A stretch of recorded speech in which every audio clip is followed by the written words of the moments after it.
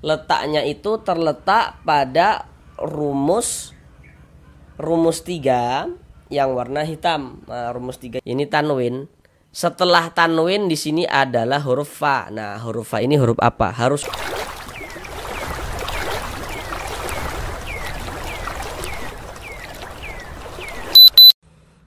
Assalamualaikum warahmatullahi wabarakatuh.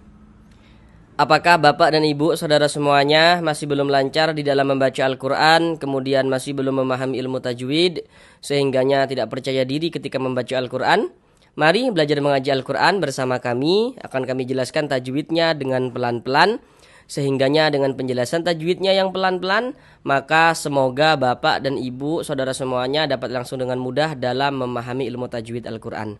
Dengan kita mempelajari ilmu tajwid, kemudian kita memahaminya, kemudian kita bisa menerapkan dengan sendirinya ketika membaca Al-Quran, maka semoga yang belum lancar membaca Al-Qurannya, semoga bisa secepatnya lancar di dalam membaca Al-Quran. Kemudian bagi yang sudah lancar namun belum memahami ilmu tajwid sehingganya tidak percaya diri ketika membaca Al-Quran, maka dengan kita mempelajari ilmu tajwid dan juga kita memahaminya, tentunya akan memperbaiki bacaan Al-Quran kita. Selanjutnya kami senantiasa mendoakan semoga Bapak dan Ibu saudara semuanya senantiasa diberikan kesehatan oleh Allah Subhanahu wa taala. Semoga dipermudah segala urusan-urusannya, semoga dikabulkan segala hajat-hajatnya, dan semoga senantiasa dilancarkan rezekinya oleh Allah Subhanahu wa taala. Semoga senantiasa diberikan rezeki yang berlimpah ruah dan barokah, sehingganya dengan rezeki yang barokah tersebut semoga bisa menjadi seorang ahli sedekah dan semoga bisa beribadah umrah dan haji ke tanah suci Mekah. Amin, amin ya rabbal alamin. Baik, mari kita mulai belajar mengaji Al-Qur'annya. Kita lanjutkan kembali belajar mengaji Al-Qur'an dengan penjelasan tajwidnya yang pelan-pelan. Sekarang kita masuk pada surah Ali Imran ayat yang ke-13. Namun pada surah Ali Imran ayat yang ke-13 ini akan kita bagi menjadi beberapa bagian supaya durasi videonya tidak terlalu lama sehingga pembelajarannya bisa lebih efektif. Karena di sini kami berusaha menjelaskan tajwidnya itu dengan pelan-pelan supaya mudah untuk dipahami. Jadi harapan kami semoga Bapak dan Ibu saudara semuanya setelah menonton video-video kami semoga dapat langsung memahami ilmu tajwid Al-Quran, kemudian dapat langsung mempraktekkan dengan sendirinya ketika membaca Al-Quran guna untuk memperbaiki bacaan Al-Qurannya. Sekarang kita masuk pada bagian yang pertama daripada surah Ali Imran ayat 13 ini. Pada bagian yang pertama ini kita akan belajar dari sini. Dari sini sampai sini. Sekarang mari sama-sama kita baca terlebih dahulu dengan pelan-pelan, baru setelahnya sama-sama kita bahas tajwidnya dengan pelan-pelan juga. Bismillahirrahmanirrahim. Qad kana lakum ayatun fi fi'atainil taqata. Sekarang mari sama-sama kita uraikan, akan kami jelaskan tajwidnya dengan pelan-pelan. Pertama di sini. Qad ka, ini kita baca qad. Qad begitu. Kenapa kok dibaca qad? Kenapa kok mantul seperti itu? Nah, perhatikan media gambar di samping, huruf qalqalah itu ada 5. Salah satunya adalah huruf dal. Jadi, huruf-huruf qalqalah yang 5 itu apabila dia sukun ya atau mati, maka pantulkan cara bacanya. Nah, contoh seperti ini. Ini huruf dal, ini dia sukun. Huruf sukun itu disebut juga dengan huruf mati biasanya. Tanda huruf sukun atau tanda huruf mati itu seperti ini. Nah, ini tandanya nih. Nah, Jadi huruf dal ini sukun pantulkan. Nah, karena tadi kami jelaskan kalau huruf-huruf yang 5 yang di samping itu dia sukun pantulkan. Qad mantul begitu, qad. Dan ini dia masuk kepada qalqalah kecil ya, qalqalah sughra. Nah, karena dia berada di tengah bacaan kita. Nah, beda ceritanya kalau kita membaca Al-Qur'an, misalnya kita berwaqaf, berhenti kita tepat di huruf qalqalah, maka dia menjadi qalqalah kubra. Nah, sedangkan ini kan kita tidak berhenti di sini nih. Nah, dia di tengah bacaan kita. Nah, maka ini adalah qalqalah sughra atau qalqalah kecil. Qad ka dibaca panjang. Nah, kenapa kok ka ini dibaca panjang? Apa tanda panjangnya begitu kan? Perhatikan media gambar di samping. Nah, kami jelaskan dulu cara membaca media gambar itu. Di situ ada rumus 1, warna hitam, huruf ya sukun atau huruf ya mati sebelumnya harokat kasroh atau baris kasroh atau baris di bawah huruf. Rumus 2 warna hitam, huruf waw sukun sebelumnya harokat dhammah. Rumus 3 warna hitam, huruf alif sebelumnya harokat fathah. 3 huruf beserta harokatnya yang barusan kami sebutkan itu, nah itulah yang disebut dengan huruf mad. Kemudian nanti di dalam Al-Quran untuk menunjukkan tanda panjang, selain ditulis dalam bentuk warna hitam itu, huruf mad nantinya juga bisa ditulis dalam bentuk seperti yang warna biru. Nah, jadi pada dasarnya yang warna biru itu yang warna hitam pada dasarnya seperti itu. Nah, jadi nanti yang warna hitam bisa ditulis dalam bentuk seperti yang warna biru, bentuknya ya, bukan warnanya, bentuknya seperti yang di warna biru seperti itu. Sedangkan K ini dibaca panjang, letaknya itu terletak pada rumus 3 yang warna hitam. Nah, rumus 3 yang warna hitam. Jadi kalau kita membaca Al-Quran ya, kita lihat-lihat, kita perhatikan, kalau bertemu dengan huruf alif, ini huruf alif nih. Cuman di sini huruf alifnya tuh disambung dengan huruf kaf. Namun yang menjadi perhatian kita bukan soal sambung menyambungnya, bukan itu. Karena nanti ada huruf alif yang tidak disambung begitu. Karena bertemu dengan huruf yang tidak bisa disambung. Jadi yang menjadi titik fokus kita adalah huruf alifnya. Kunci utamanya huruf alifnya dulu. Kalau ada huruf alif, sebelum huruf alif ada ini, ada tanda baca fathah, baris 1 di atas huruf, tanda baca fathah namanya, atau harakat fathah. Jadi kalau ada alif, sebelumnya ada harokat fathah, maka huruf yang memiliki harokat fathah ini dibaca panjang, sehingganya K kita baca panjang. Nah, sesuai dengan rumus 3 yang warna hitam. Nah, jadi coba perhatikan rumus 3 warna hitam itu. Alif, sebelum alif ada harokat fathah tuh, ada tanda baca fathah. Kemudian di bawah tanda baca fathah atau di bawah baris fathah tuh ada titik-titik tuh. Maksudnya titik-titik di situ tuh huruf yang dibaca panjang. Jadi kalau ada alif sebelumnya ada harokat fathah, maka huruf yang memiliki harokat fathah dibaca panjang begitu. Hasilnya K ini kita baca panjang, mad tabi'i panjangnya 2 harokat. Qad kana lakum, mim sukun atau huruf mim mati ya, tanda sukun atau tanda mati itu seperti ini. Mim sukun setelahnya huruf hamzah. Bagi yang belum tahu, kalau ada huruf alif, ada tanda bacanya. Nah, ini huruf alif kan, ada tanda bacanya kan, ada barisnya. Huruf alif yang memiliki tanda baca, maka itu adalah huruf hamzah. Bukan huruf alif, bukan. Nah, jadi huruf alif itu, jadi huruf hamzah itu, jadi huruf hamzah itu bisa ditulis dalam bentuk seperti ini, bisa juga ditulis dalam bentuk alif yang memiliki tanda baca seperti ini. Maka ini mim sukun setelahnya huruf hamzah. Perhatikan media gambar di samping. Setiap kita membaca Al-Quran, kalau bertemu dengan huruf mim sukun, maka di situ pun akan terjadi hukum tajwid.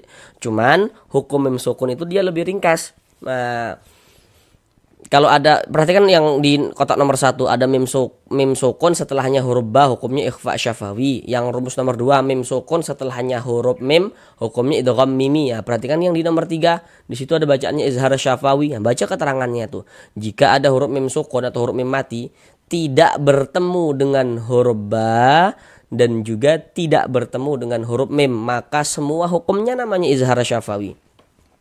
Nah, ini huruf mim sukun. Setelahnya huruf hamzah atau mim sukunnya itu bertemu dengan huruf hamzah. Di sininya bukan huruf ba, bukan huruf mim. Berarti ini hukumnya adalah izhar syafawi, maka dibaca jelas, tidak berdengung, baca pendek saja. Lakum a pendek begitu. Jangan dibaca lakum panjangkan begitu, jangan, salah, pendek saja. Lakum begitu ya. Kemudian a dibaca panjang. Nah, ini namanya adalah mad badal. Nah, namun sebelum itu perhatikan dulu rumus 3 yang warna biru. Kalau kita mengaji Al-Quran bertemu dengan huruf, di atas huruf tersebut ada tanda seperti ini, tanda alif kecil seperti ini, atau harokat fathah berdiri. Harokat fathah atau tanda baca fathah itu kan dia bentuknya baris satu miring di atas huruf seperti ini. Tapi kalau tanda baca fathah atau baris fathah ini bentuknya berdiri seperti ini, berbentuk alif kecil seperti ini, nah maka ini menandakan huruf kalau di atasnya ada tanda seperti ini dibaca panjang. Sehingga a kita baca panjang. Nah, namun ini namanya adalah mad badal. Nah, mengapa mad badal? Karena ada huruf hamzah yang mendahului daripadanya huruf mad atau huruf mad sebelumnya hamzah. Nah, kalau masih bingung seperti ini, perhatikan rumus 3 yang warna hitam. Nah, rumus 3 warna hitam. Karena alif kecil ini kalau diurai dia formasinya itu seperti rumus 3 yang warna hitam itu formasinya. Di situ kan ada alif. Ada alif tuh, sebelum alif ada harokat fathah kan di rumus 3 warna hitam. Di bawah harokat fathah itu ada titik-titik. Nah, titik-titik di situ tuh huruf hamzah letaknya. Jadi ada alif, sebelumnya ada harokat fathah, kemudian harokat di bawah harokat fathah tuh, di bawah tanda baca fathah tuh huruf hamzah. Yang kita panjangkan itu huruf hamzah. Nah, maka terjadilah mad badal seperti itu. Untuk lebih lengkapnya penjelasan mad badal ini sudah kami buatkan khusus videonya. Nah, silahkan lihat di bagian playlist video channel ini sudah ada itu. Nah, mad badal ya panjangnya 2 harokat. Nah, mad badal itu terjadi hanya pada huruf hamzah saja. Hanya pada huruf hamzah saja. Hanya pada huruf hamzah yang dibaca panjang. Karena sebelumnya ada huruf mad ya. Huruf mad sebelumnya ada hamzah atau bisa juga hamzah yang mendahului daripadanya huruf mad seperti itu. Mad badal panjangnya 2 harokat. Nah, ayatum tanwin setelahnya huruf fa. Nah, perhatikan media gambar di samping. Setiap kita membaca Al-Quran, ingat ya kalimatnya itu setiap kita membaca Al-Quran, kalau bertemu dengan huruf nun sukun atau bertemu dengan salah satu tanda baca tanwin. Tanda baca tanwin bentuknya ada 3 tuh, seperti yang tertera pada media gambar. Nomor 1 baris 2 di atas huruf fathatain namanya. Nomor 2 ada baris 2 tapi letaknya di bawah huruf kasrotain, dan yang nomor 3 tuh namanya dhammatain. Pokoknya setiap kita membaca Al-Quran, jika di situ bertemu dengan huruf nun sukun atau bertemu dengan salah satu tanda baca tanwin, maka di situ pun akan terjadi hukum tajwid dengan kita memperhatikan huruf setelahnya. Huruf setelahnya itu berarti yang berposisi sebelah kiri. Jadi nun sukun atau tanwinnya itu bertemunya dengan huruf apa begitu. Ketahui hurufnya baru kita bisa menentukan hukum tajwidnya begitu. Contohnya tuh seperti ini. Ini tanwin. Setelah tanwin di sini adalah huruf fa. Nah, huruf fa ini huruf apa? Harus kita ketahui. Perhatikan media gambar di samping, huruf fa termasuk salah satu huruf ikhfa hakiki. Apabila ada huruf nun sukun atau tanwin bertemu dengan salah satu daripada 15 huruf yang di samping itu, maka hukumnya adalah ikhfa hakiki. Sedangkan huruf fa dia masuk pada ikhfa hakiki ausat. Kenapa kok dikatakan ausat? Karena makharijul huruf nun dengan huruf fa itu dia di tengah, jadi di tengah-tengah, tidak jauh juga tidak dekat. Nah, maka dikatakan ausat. Nah, nanti kan menjadi pertanyaan, mana huruf nunnya mana? Huruf nunnya mana? Nggak ada kan? Nah, ini kan tanwin. Coba kita baca tanwin. Ini kan seharusnya kita baca ayatun gitu kan. Di ujungnya tuh ada huruf nunnya kan. Kalau kita mengucapkan tanda baca tanwin, itu di ujungnya ada huruf nunnya. Yang tampak, yang kelihatan ketika kita ucapkan saja. Ketika kita ucapkan baru tampak. Tapi dari segi penulisan ya nggak ada begitu. Cara membaca ikhfa dibaca samar dan berdengung. Jadi yang disamarkan itu bunyi tanwinnya. Kita baca ayatum, jangan dibaca ayatun, tun jelas begitu jangan, tapi disamarkan ayatum. Nah, kemudian didengungkan. Jadi di bagian tungnya itu suaranya itu kita tahan, kita panjangkan sejenak sepanjang 2 harokat kita dengungkan. Ayatum fi kita baca panjang. Nah, sekarang perhatikan rumus 1 warna hitam. Nah, sudah diperhatikan rumus 1 warna hitam. Sekarang perhatikan penjelasan kami. Apabila kita membaca Al-Quran kemudian bertemu dengan huruf ya sukun, ada huruf ya, ada tanda sukun. Jika sebelum huruf ya sukun ini, sebelum itu berarti yang berposisi sebelah kanan. Jika sebelum huruf ya sukun ini ada huruf yang memiliki ini tanda baca kasroh nih, baris 1 di bawah huruf tanda baca kasroh, baris kasroh atau harokat kasroh. Jadi kalau ada huruf ya sukun sebelumnya ada harokat kasroh, maka huruf yang memiliki harokat kasroh dibaca panjang. Jadi kalau kita membaca Al-Quran itu kita lihat-lihat, kita perhatikan. Kalau ada huruf ya, ada tanda sukun, huruf ya sukun. Sebelum ya sukun ada harokat kasroh, maka huruf yang memiliki harokat kasroh dibaca panjang. Sehingga fi kita baca panjang, mad tabi'i panjang 2 harokat. Fi fi'atainil taqata. Di sini ada huruf ya sukun sebelumnya harokat fathah nih, baris 1 di atas huruf tanda baca fathah. Perhatikan media gambar di samping huruf lin ada 2, perhatikan yang di kotak nomor 2. Nah, jadi kalau ada huruf ya sukun sebelumnya harokat fathah, maka huruf ya sukunnya adalah huruf lin, harful lin. Maka kita baca lunak lembut saja. Fi'atainil taqata. Alif lam setelahnya huruf ta. Perhatikan media gambar di samping. Kalau ada huruf alif lam, kemudian setelah huruf alif lam itu bertemu dengan salah satu daripada 14 huruf yang di samping itu, maka hukumnya adalah alif lam qamariyah. Huruf ta termasuk salah satu huruf qamariyah kan? Nah, maka alif lam bertemu dengan huruf ta. Nah, ini alif lam, ini alif, ini lam letaknya jejer nih, maka dikatakan alif lam bertemu dengan huruf ta ini. Dikarenakan huruf ta ini adalah huruf qamariyah, maka ini hukumnya alif lam qamariyah. Alif lam qamariyah disebut juga dengan izhar qamariyah, karena cara membaca huruf lamnya dibaca izhar. Nah, baca jelas dia. Jadi kalau ada huruf alif lam letaknya jejer begini. Ini huruf alif, ini huruf lam letaknya jejer. Huruf lamnya ada tanda sukunnya nih, ada tanda huruf matinya nih, maka itu alif lam qamariyah tuh. Fi'atainil taqata. Ta dibaca panjang. Kenapa kok ta dibaca panjang? Harusnya ini saudara sudah tahu kenapa kok ta dibaca panjang. Nah, kembali lagi ke rumus 3 yang warna hitam. Nah, kalau kita membaca Al-Quran bertemu dengan huruf alif, ini huruf alif nih. Ini. Sebelum huruf alif ada harokat fathah, ada tanda baca fathah, maka huruf yang memiliki tanda baca fathah itu kita baca panjang. Sehingga ta kita baca panjang, mad tabi'i panjang 2 harokat sesuai dengan rumus 3 yang warna hitam. Kemudian di sini ada tanda waqaf, bentuknya tuh qaf dengan lam yang bermakna al-waqfu aula. Jadi maksudnya itu berwaqaf lebih utama. Jadi kalau menemukan tanda waqaf seperti ini, maka yang lebih utamanya kita berwaqaf dulu ya, berhenti dulu kita, ambil napas, baru lanjutkan lagi bacanya. Itu lebih utama. Sekarang mari kita ulang bersama-sama sekali lagi dari awal. Qad kana lakum ayatun fi fi'atainil taqata. Sampai di sini pembelajaran kita pada kali ini. Jika nantinya mungkin ada juga yang melihat pembelajaran ini ya, para guru ngaji yang lainnya, jika ada kekeliruan dari apa yang kami sampaikan atau ingin menyempurnakan penjelasan yang kami sampaikan, silakan tulis saja pada kolom komentar di bawah.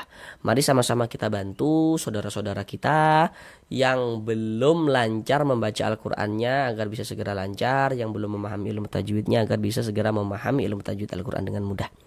Kemudian kami juga meminta untuk kiranya yang menonton video ini Bapak Ibu Saudara semuanya dapat like postingan kami ya, dapat subscribe, komen di bawah, kemudian share video ini ya, bagikan video ini linknya ke banyak orang supaya lebih banyak lagi saudara-saudara kita yang ikut terbantu mengikuti pembelajaran mengaji Al-Quran di channel ini. Terima kasih. Assalamualaikum warahmatullahi wabarakatuh.